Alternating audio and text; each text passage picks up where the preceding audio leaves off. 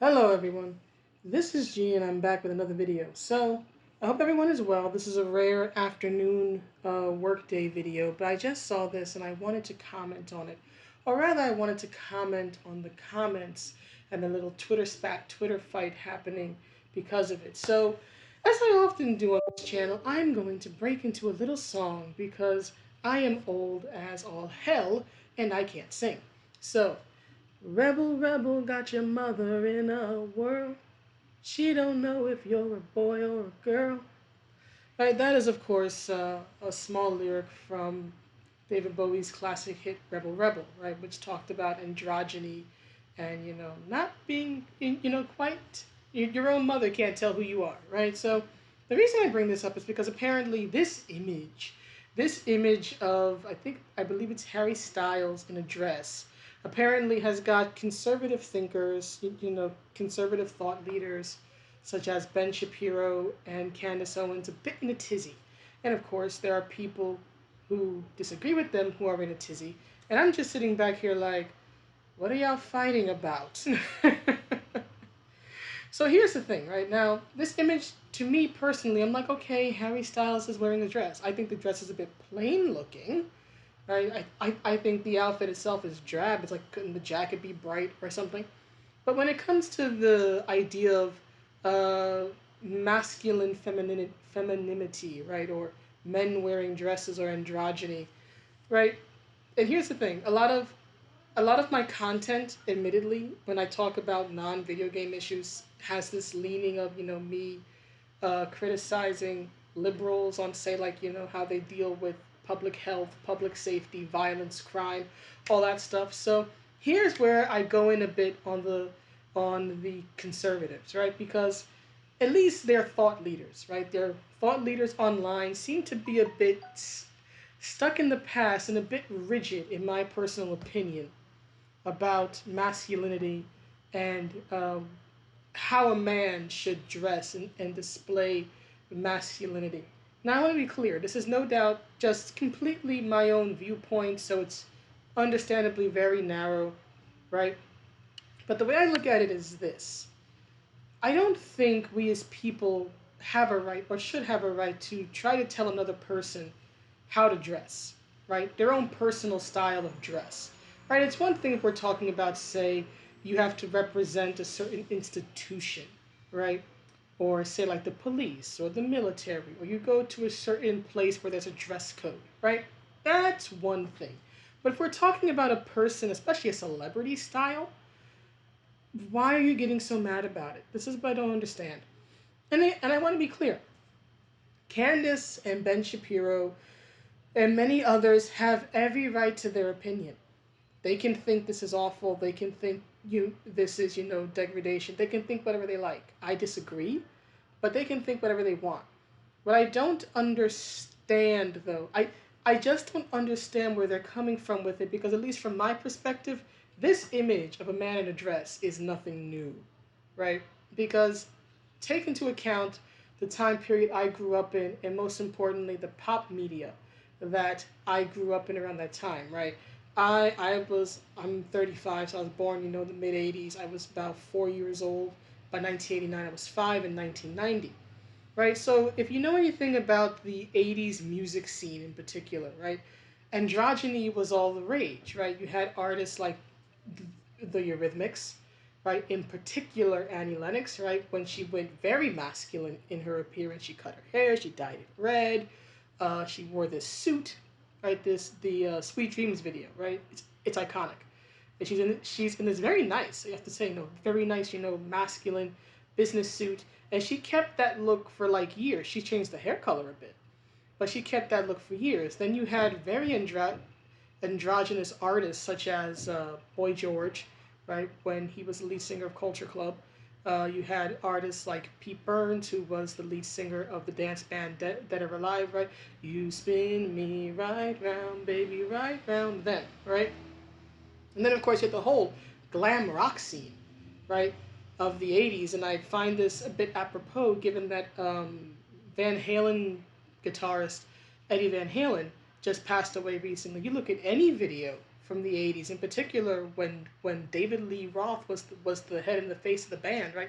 Incredibly androgynous, right? These very colorful, tight costumes, the big hair, right? That was just the 80s aesthetic. And even look at, say, artists like, say, George Michael, right? And of course, this was long before he came out of the closet, right? But he had this very macho, masculine kind of like 50s bikers look, right? It was like Faith, right? The Faith video and all that, when he grew the sideburns and all that. Or you had artists like Billy Idol, one of my favorites personally, right? And he had this very, and still has this very, very, leather, macho, right, type of look. So there was space for it all in the 80s. And even going into the 90s, you had artists like the Smashing Pumpkins, right? If you've ever seen the video for Today, which is one of their big hits from the 1990s, the lead guitarist, James Iha, is in a dress. He's literally in a dress, right? So this is the stuff that I grew up around, right? And then of course there's gender bending artists such as Prince, right? He was pretty much gender bending up until he died several years ago, right? Even when he found religion later on in his life and he cleaned up a lot of his act and his appearance, he still had a very distinct feminine element about him. And no one complained, right? People always joked about how he was as pretty as a woman, how he could dress as a woman and get all the girls without trying.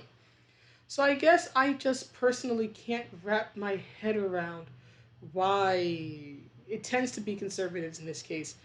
I have such a rigid definition of masculinity and femininity, and they feel that if a man steps out of line with that in any way, if he's not a macho man, right, that it's some sort of attack on masculinity. In particular, with creatives like music artists, right? Creatives, especially those who are very visual based, like musicians, right?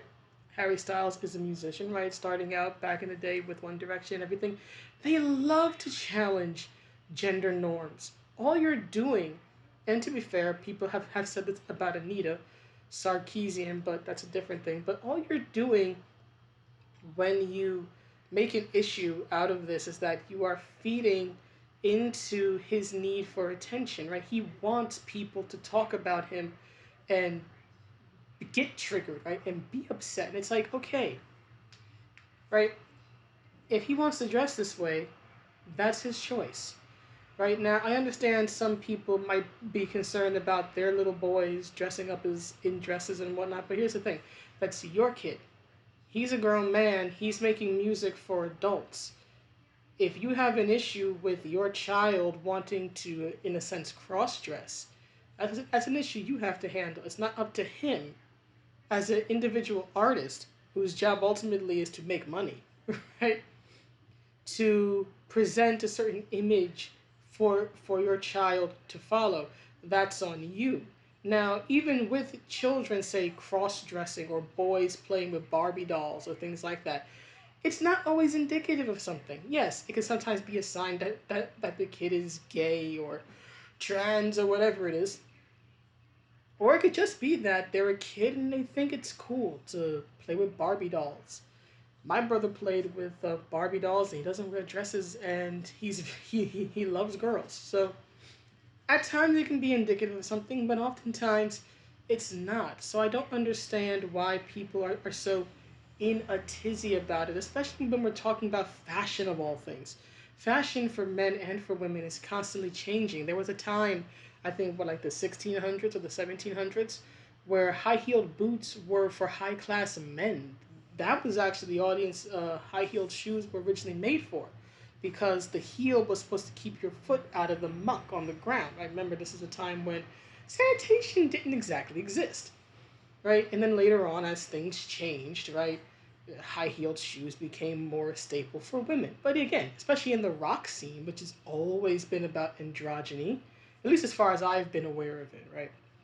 So let's say well, even in Japan, right, you had bands like X Japan, especially at the height of their fame, and then the whole visual kei movement, which is basically 80s glam meets gothic anime. They make love and then it's visual kei.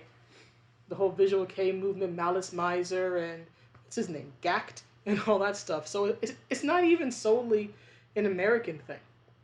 And then you even have current bands like what is it, BTS, right? All these K-pop bands that are becoming really popular now. You know, they have a very for I would say American audiences a very feminized look, as a lot of a lot of teen pop acts do. I mean, look at the way Justin Timberlake looked back when he was in Sync, right? Now the way he dressed wasn't overtly feminine, right? But they played up the whole, he's youthful, he's sweet looking, right? And all this stuff because it was a teen band, right? It was meant to appeal to 13, 14 year olds who don't have any idea of what sex is, right? It wasn't meant to appeal to adult women. Now, yeah, there were some adult women who watched, right, who were interested in that type of music or in the artist, but right, it wasn't marketed toward them, right?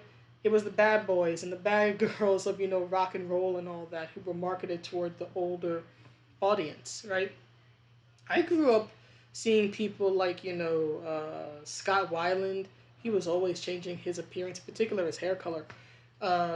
Back in the '90s, for those who don't know him, he was the lead singer of Stone Temple Pilots, and later on he went to Velvet Revolver, right? Which was basically some members of Guns N' Roses, and he was the leader of the band, or at least the front man. But right, but then you had, of course, legendary bands like Queen, right, who were always gender bending. Remember the "I Want to Break Free" video, or anything Freddie Mercury wore before the mid '80s, when he went with that jacket, T-shirt, and like jeans look that he had in the '80s. But prior to that, it was always spandex or it was leather, right? David Bowie, right, the whole Ziggy Stardust thing, Rebel, right? He changed his image a bit when he got into the '80s, right? Very suit and tie, right? Let's dance. But even then, he had films like Labyrinth, right? Which was playing heavy into the whole, glam, androgynous aesthetic that was popular at the time. So my point in bringing all this up as the sirens play outside, because this is New York City, and no one cares that I'm trying to make a video. But anyway, right, none of this is new. It's like that little minor controversy about the song WAP, right? I don't like the song. I don't like Megan Thee Stallion and whoever the hell the other chick was. I forget her name. Right? Cardi B, I think it is, right? I don't like them personally. I don't like the song. But for me personally, I can't get all that triggered about it. When I grew up with artists like, Foxy Brown and Dance Orgies by Paula Abdul and and about a sexually, not even sexually tinged, but just sexually explicit songs that were on the radio, like "If" and "I Touch Myself," and that was the name of the song, mind you. I want to be clear. That was a literal name of a song, right? And all that type of stuff. I can't get mad at WAP when I grew up in a sex-soaked youth culture, right? And just like I grew up in a sex-soaked youth culture, I grew up in a youth culture where gender bending and challenging gender norms on both sides, right? Women embracing their masculinity, men embracing their femininity was the norm, right? You even see this in a bit in psychology, right? Carl Jung, right? The idea of the anima and the animus, right? The anima, if I remember the idea correctly, the anima, not just in Final Fantasy X, but the anima is the feminine side of a man, right? And then you have the animus, right, which is the masculine side of a woman. And then there's, for example, just personal preference and interest. For example, I'm a tomboy. I always have been. I am female, but my style of dress, as you can tell, right, tends to be fairly, I guess you could say neutral in my case, but especially when I was a kid, it was incredibly masculine. I mean, like, it took me years. Like, I did not start wearing dresses or anything like that until my 20s, right? My mother tried to make me do it when I was 6. I hated it. Had the worst day at school ever at that time. And I said never again, and I didn't try it again until I was about in my early 20s. And even then, I'm much more comfortable in a pair of pants, right, than I am in a skirt. And then you look at the history of pants, right? Pants weren't always this unisex thing. For a long time, they were considered the avenue of men, right? And then in what was it, the 20s, with the first wave feminist movement and all that, they started making waves by wearing pants and wearing skirts where they would display ankle, right? Where of course today it's like ankle, that's nothing. But back then, right, it was very risque. So just having that very limited knowledge of just fashion and history, or things like, for example, pink and blue, right? Today we associate them with gender. We say pink is for girls and blue is for boys. Where if you said something like that to someone 100 years ago, they would look at you funny, because blue, right, which was blue used to be seen as the color of femininity and loyalty, right, true blue.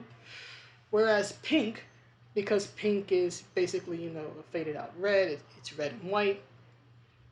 It was considered the color of men, right? Or the masculine, because, war, sex, blood, all this other type of stuff. So these things are always changing. And with all due respect to the conservative opinion, right? People are not that. What's the word I'm looking for? I'm trying to figure it out. People are just not that easy to label or put in a box. People are not. People are more than just these prescribed thoughts or ideas or anything like that, right? You're not, in my opinion personally, you're not unmanly or unmasculine if you uh, want to wear a dress or you dress in a feminine way. You can still be perfectly masculine, right? If your behavior is masculine, just because your presentation might be feminine doesn't mean that your behavior is feminine, right?